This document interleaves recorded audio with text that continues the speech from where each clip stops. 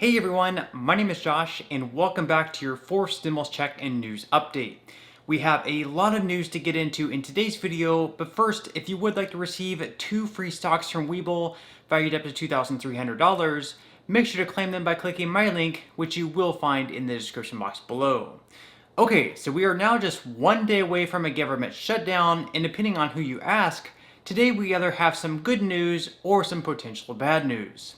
This is because early on today, the Senate is expected to vote on a 2-month government funding bill, which does not include a debt limit increase. However, it will keep federal agencies open until December 3rd. Once it's passed early on today, it is expected to be voted on and also passed in the House due to its bipartisan nature. The House vote on the government funding bill will either take place this afternoon or possibly early on Thursday morning due to scheduling complications. You see, tonight, Congress has something even more important they need to attend to, their congressional baseball game. And with how much some of these lawmakers hate each other, I wonder what the over-under will be on how many hit-by pitches there will be. All kidding aside, with the threat of a government shutdown now out of the way, this is great news for federal workers and perhaps Republicans as well, since they were able to keep Democrats from getting the debt limit increase that they were seeking. For Democrats in the White House, obviously, this is bad news since they were unable, at least for now, to get their debt limit increase. Of course, even though Democratic leaders weren't able to force Republicans to get on board with a debt limit increase in a bipartisan funding bill, they still aren't giving up in the fight. Yesterday, Treasury Secretary Janet Yellen warned congressional leaders that if federal government failed to get a new loan by the 18th of October, they could potentially default. Even though up to this point, Senate Majority Leader Chuck Schumer has rejected the notion of using reconciliation to raise the debt limit, this is the only way that Mitch McConnell has said they'll be able to do it. According to Mitch McConnell, Republicans under no circumstances will join the Democrats in raising the debt ceiling. If Democrats want to raise the debt ceiling and push through even more spending, they'll need to do it by themselves through a separate reconciliation package. So although it looks like Congress will avoid a government shutdown at least for the next couple of months, at some point either today or potentially tomorrow, this will be a topic to keep an eye out on over the next several weeks. Okay, so in some other news, while House Speaker Nancy Pelosi has officially separated the reconciliation package and the bipartisan infrastructure bill, Democratic leaders are now scrambling to avoid what could potentially be a messy situation. This is because up to this point, progressive Democrats in the House have been completely opposed to passing the bipartisan bill first and insist that they at least need a firm agreement on reconciliation. As of yesterday, the Progressive Caucus of the Democratic Party still aren't backing down. In a tweet, the Progressive Caucus stated, "We just wrapped a meeting of our 96-member caucus, and we are clear. Our position on infrastructure and Build Back Better remains unchanged.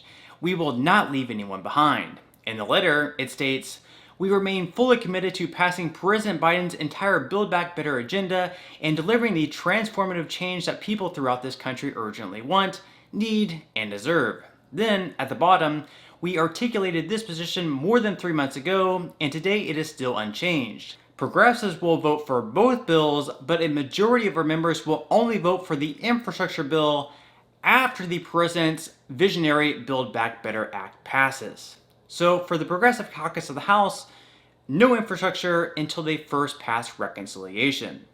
Then, Democratic Senator Bernie Sanders also urges House Democrats to hold out on infrastructure until they first pass reconciliation. In his tweet, he said, "I strongly urge my House colleagues to vote against the bipartisan infrastructure bill until Congress passes a strong reconciliation bill." Congresswoman Cori Bush also chimed in on Twitter saying, "Today is Tuesday. The infrastructure vote is Thursday, and I still will be voting no unless we first pass the Build Back Better Act to deliver universal pre-K, tuition-free community college, Medicare expansion, paid leave, climate action, and so much more." Finally, one of the leaders of the Progressive Caucus, Pramila Jayapal, once again let her thoughts be known, saying, "It's not the infrastructure bill, then maybe the Build Back Better package down the road. That wasn't the deal. Progressives won't back down. We're fighting the people's fight, and we're going to deliver the entire Build Back Better agenda." So unless House Speaker Pelosi can convince these progressives otherwise, or they can reach a deal with Senators Joe Manchin and Kyrsten Sinema on reconciliation by Thursday, which is unlikely, the bipartisan bill will fail in the House. If the bipartisan bill fails in the House, this will raise some pretty good questions on how good of a leader the House Speaker really is. Here is Republican Representative Jason Smith detailing exactly how House Speaker Pelosi has put herself in a box. Good morning. I'm here today because of what Speaker Pelosi announced last night. She announced to the world what we already know, is that she put herself in a box, that the legislative crisis that's before her is one by her own creation, that she needs the progressives to bail her out of this situation of this week. That is why at 8:23 Thursday evening, the Budget Committee noticed up to have a hearing at 2 o'clock on Saturday. 2 o'clock on Saturday took 8 hours to mark up her $4.3 trillion spending bill, with only 1% of the total spending that has been scored by CBO. 1%. She moved this ahead, moved it forward, because she wanted to show some kind of fake momentum with the progressives, that she was still having the reconciliation bill tied in with the infrastructure bill. This $4.3 trillion spending bill is the largest spending bill to ever be brought up in Congress. It is the largest tax increase bill ever brought up in Congress. We are facing the highest inflation that we have since 1981. This will only fuel the fire of inflation. This bill breaks the president's tax pledge that you will not raise taxes on people making less than $400,000. And this rewards their political friends, allies, and donors, their wealthy environmentalists. And people ask, why would they reward the wealthy? Over $70 million was used by Wall Street to defeat Donald Trump. The 10 most wealthy legislative districts in all of Congress are held by Democrats. They are the party of the wealthy. That's who they represent. You can't deny it. That's why this bill provides that if you make $800,000 a year, you can get huge luxury tax credits for your electric vehicles. That's why you can get tax breaks for your electric bikes. That's why millionaires' kids can get free college. That's why people who make $500,000 a year can get taxpayer paid family leave. This piece of legislation is all loaded of helping the wealthy at the expense of the working class. It's a disaster. She has her hands full. We'll see what happens this week.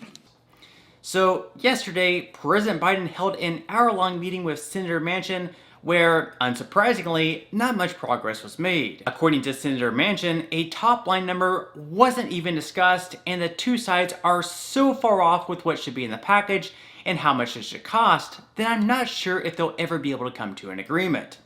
But again today, we can expect more negotiations to take place between Manchin, Sinema, and Democratic leaders where they will hope to make the two moderates fold, but we'll just have to wait and see. Being that up to this point, Manchin and Sinema have been very strong in their positions in lowering the bill to around $1.5 trillion, and progressive Democrats have also been strong in their positions that the bill should be at least $3.5 trillion, it is very possible that nothing ends up getting done. If that's the case, that means no bipartisan infrastructure bill, and also no reconciliation deal. Needless to say, it should be an interesting month ahead. But on that note, I'm going to go ahead and wrap up this video. Again, if you would like to receive a couple free stocks from Webull, make sure to quickly claim them by clicking my link, which you will find in the description box below. To receive the first stock, you will need to fully open an account. Then to receive the second free stock, which will be valued up to $2,000, you will need to make a qualifying deposit of at least $5. And even if you aren't all that interested in investing or continuing to invest at this point in time, you can always sell the free stocks that you receive and transfer that money, however much they're worth, right back to your bank account. So free stocks or free money is completely up to you. So once again, I hope everyone has a great and safe rest of their day, and I'll see you in the next video.